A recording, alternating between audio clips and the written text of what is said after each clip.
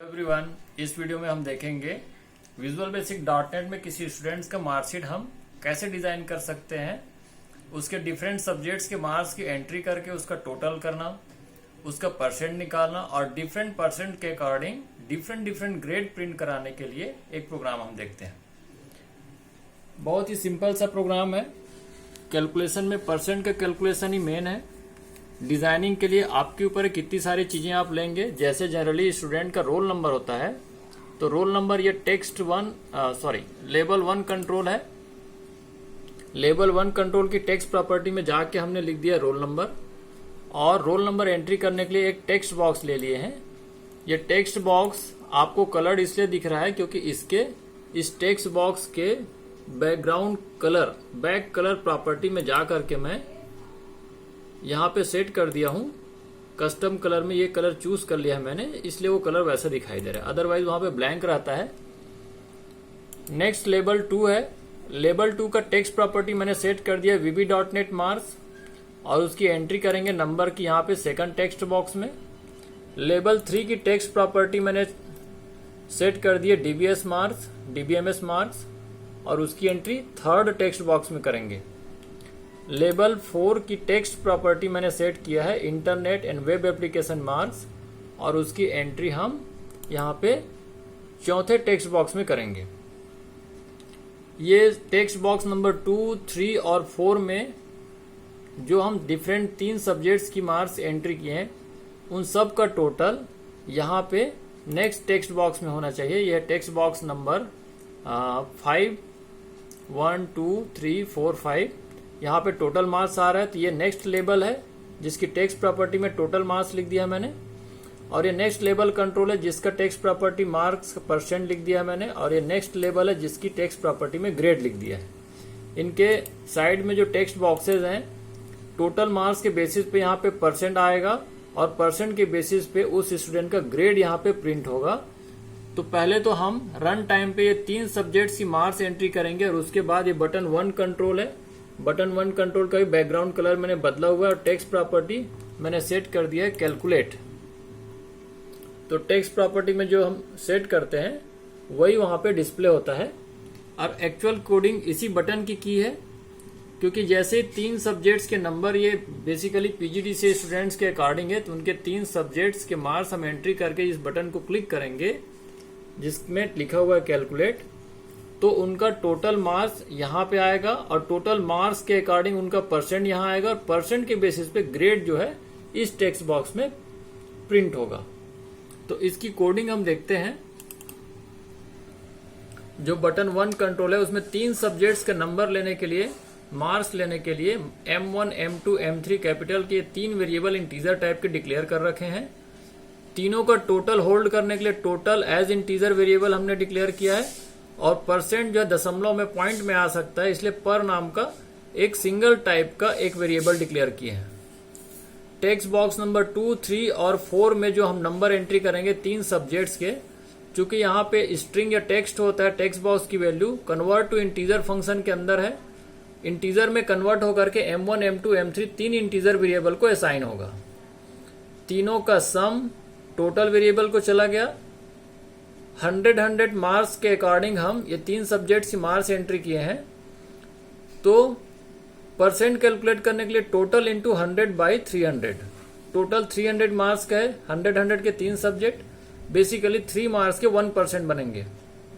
तो percent calculate होकर के यहां से पर वेरिएबल में आएगा, और हमें अलग अलग परसेंट के अकॉर्डिंग ग्रेड प्रिंट कराना है।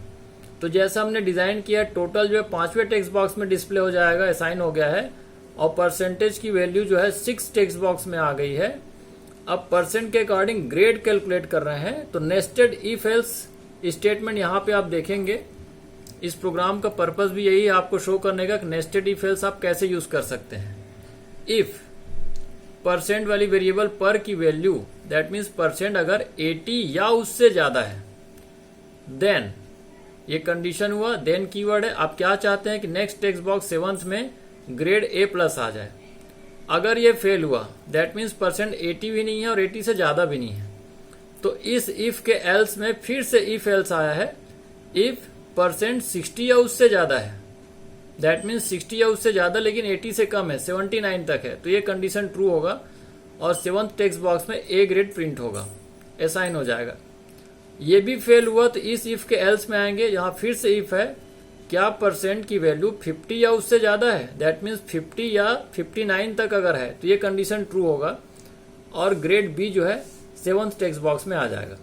ये भी कंडीशन फेल हुआ ये वाला इफ का, तो इस इफ के एल्स में आएगा।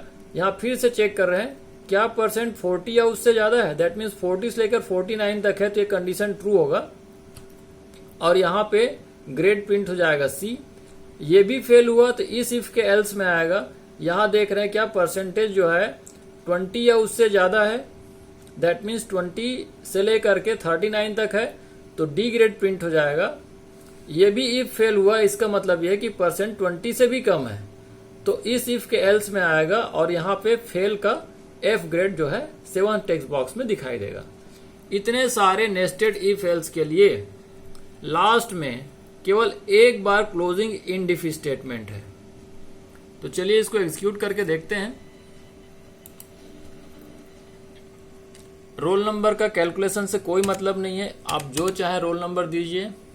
Suppose roll number is 6000, out of 100 suppose 78 marks VB.NET में मिला और 45 DBMS में मिला और इंटरनेट और वेब एप्लीकेशन में 66 मार्क्स मिला। अब इसके बाद हमें बटन क्लिक करना है तो इन तीनों का टोटल मार्क्स में आ जाना चाहिए। आप करके देख लीजिए टोटल सही है कि नहीं। 6 and 5 11, 11 and 8 19 का 9 कैरी 1, 7 4 11 and 7 18, 189 सही है। अब इसको 3 से डिवाइड करके देख लीजिए परसेंट कितना है, 63 है, तो 60 से अबव 80 से कम वाला कंडीशन में आ रहा है, तो उसका ग्रेड आपने ए सेट किया था, ये सही आया है। यहाँ वैल्यू बदल के देख सकते हैं।